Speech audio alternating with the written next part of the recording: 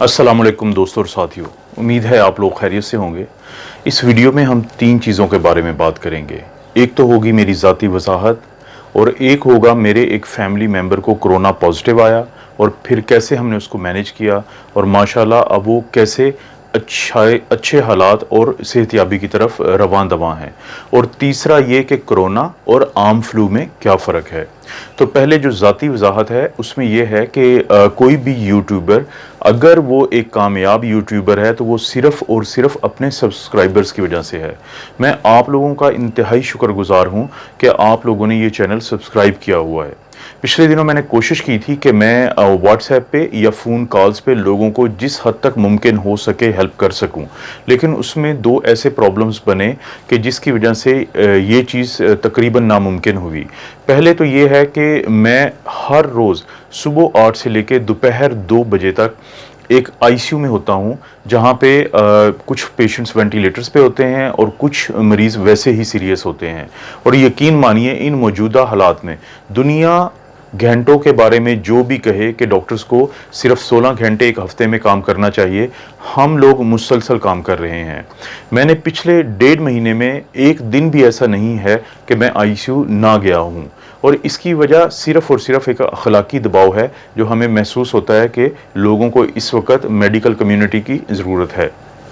तो जब 6 घंटे के लिए मैं आईसीयू में हूँ, तो अगर मैं उस दौरान कॉल रिसीव करता हूँ या मैंने 1 से 2 दिन की, तो मुझे लगा कि ये उन मरीज़ों के साथ नाइंसाफ़ी है जिनकी हालत काफ़ी सीरियस है।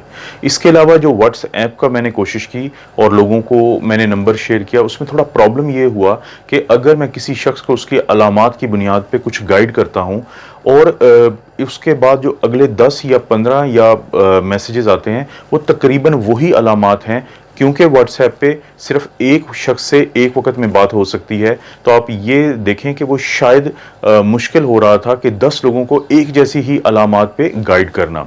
तो इसका मुझे ये हल नज़र आता है कि सबसे बेहतर है कि फेसबुक का जो बल्कि यूट्यूब का जो मैसेजिंग का फ़ोरम है उसको इस्तेमाल किया जाए, क्योंकि वो एक ओपन फ़ोरम है। अगर मैं किसी को गाइड करने की कोशिश करता हूँ उसकी अलामात की बुनियाद पे, तो बहुत सारे लोग जिनको वो ही अलामात हैं वो चीज़ पढ़ सकते हैं और एक दूसरे के साथ शेयर कर सकते हैं। और जहाँ तक यूट्यूब की गाइडलाइंस का ताल्लुक है, तो हम अगर कुछ प्रॉब्लम बनता है तो आप मेरे साथ मिलकर हम कोशिश करेंगे कि यूट्यूब से रिक्वेस्ट करें कि आपकी गाइडलाइन अपनी जगह पे, लेकिन इस मुश्किल टाइम पे लोगों को बहुत ज़्यादा ज़रूरत है कि उनको मेडिकल कम्युनिटी के लोग भी प्रॉपरली गाइड करें। इस वजाहत के बाद गुज़िश्ता दिनों मेरे एक फैमिली मेम्बर को कोरोना के प्रॉब्लम से गुजरना पड़ा और उनको सबसे पहले तो फीवर हुआ, वो भी एक हॉस्पिटल में होते हैं। तो हॉस्पिटल से उनको कांटेक्ट हुआ क्योंकि बाकी भी उनके कोलीग्स में कोरोना पॉजिटिव आया। सबसे पहले उनको बुखार शुरू हुआ, फिर उनको खुश्क खांसी रही और जिस्म में दर्द और फिर सांस लेने में प्रॉब्लम शुरू हुआ। तो सबसे पहले हमने उनको पैनाडोल स्टार्ट की, पानी बहुत ज़्यादा देना शुरू किया, उनको मुख्तलिफ जूसेस दिए, कहवा दिया और उनको स्टीम दी।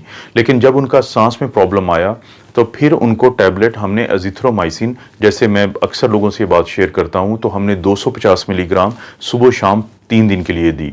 और इसके साथ उनको हमने एंटी एलर्जिक जैसे कि सेट्रिजिन, जिसको हम जर्टिक या रिजिक्स या सेडल टैबलेट कहते हैं, रोज़ाना रात को, और माइटिका की गोली जो 10 मिलीग्राम की होती है रोज़ाना शाम को, खुश्क खांसी के पॉइंट ऑफ व्यू से। लेकिन जिस दिन उनकी हालत या सांस की ख़राबी बहुत ज़्यादा हो गई तो उनको हॉस्पिटल में एडमिट करवाया गया। 3 दिन के लिए वो वहाँ पे हॉस्पिटल में रहे, जहाँ पे सिर्फ उनकी मॉनिटरिंग हुई, क्योंकि बहुत ज़्यादा ताल्लुक सांस की ख़राबी का उनके स्ट्रेस से था। और अल्हम्दुलिल्लाह कल वो घर वापस आ गए हैं। और डॉक्टर्स की तरफ से यही उनको एडवाइस है कि जब तक उनको कोरोना नेगेटिव नहीं हो जाता वो खुद को घर में आइसोलेट रखेंगे, बच्चों से अलहदा रखेंगे और बाकी फैमिली मेम्बर से किसी हद तक अलहदा रखेंगे। तो आप लोगों से एक हम्बल रिक्वेस्ट है कि आप के लिए दुआ करें कि अल्लाह उनको किसी भी आजमाइश से बचाए। लेकिन अल्हम्दुलिल्लाह वो बहुत ज़्यादा बेहतरी की तरफ हैं और उनकी अलामात अब तकरीबन गायब हो चुकी हैं।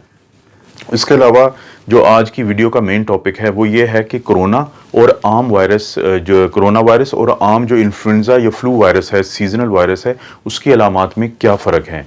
जो आम इन्फ्लुएंजा वायरस है या फ्लू वायरस है उसमें नाक का बहुत ज़्यादा बहना, बहुत ज़्यादा छींके आना और सर का अगर आपको दर्द है तो इस चीज़ के चांसेस हैं कि ये कोरोना नहीं है बल्कि ये आम वायरल फ्लू है या इन्फ्लुएंजा है। लेकिन कोरोना के मरीज़ों में आम तौर पे बुखार होता है जो 37.8 या 100 से ज़्यादा होता है, और इस बुखार को या तो थर्मामीटर पे आप चेक कर सकते हैं या आपके जिस्म की दर्जा हरारत आपको हाथ लगाने से पता चल सकता है, या कोई और शख्स आपको हाथ लगाएगा आपके जिस्म पे, आपके बॉडी पे, तो उसको महसूस होगा कि आपका जिस्म गर्म है, या खुद आपको ये तपश महसूस होगी।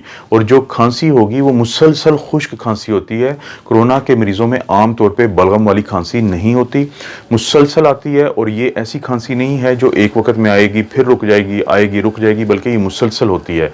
और आम तौर पे ये वो भी खांसी नहीं होती जैसे कि सिगरेट पीने वालों को होती है, या वो लोग जो बार बार अपना गला ख़राब गले को, या वो गला जो कि तकरीबन सारा साल उनको बार बार साफ़ करना पड़ता है, ये उससे मुख्तलिफ होती है। तो ये बहुत बड़ा फ़र्क है उन मरीज़ों में जो कोरोना के मरीज़ हैं और आम फ्लू के। ये अलामात का फ़र्क उन लोगों के लिए ख़ास तौर पे है जिनके लिए मुमकिन नहीं है कि वो कोरोना का अपना टेस्ट करवा सकें। तो आप इन बुनियादों पे अपने आप को ट्रीट कर सकते हैं। परेशानी की कोई बात नहीं है, सिर्फ आप दर्द और बुखार के लिए पैनाडोल लेंगे, पानी आप ज़्यादा लेंगे, जूसेस आप बहुत ज़्यादा लेंगे, और आप कोशिश करेंगे कि रेस्ट करें, मुकम्मल आराम करें। आप चाय पिएँ, कहवा पिएँ, और अगर आपको खांसी या सांस का साथ मसला है तो आप विक्स डाल के स्टीम ले सकते हैं। मुझे उम्मीद है किसी तक आपको इस वीडियो से कोई मैसेज का मिला होगा। अपना और अपनी फैमिली का ख्याल रखें। अल्लाह ताला आपको हर किस्म की बीमारी से महफूज रखे।